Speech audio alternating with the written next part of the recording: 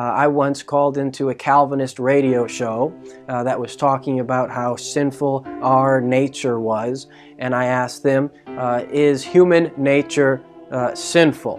And they said, yes. And I said, is homosexuality a sin? And they said, yes.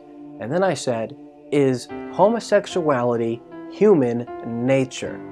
And they said, no.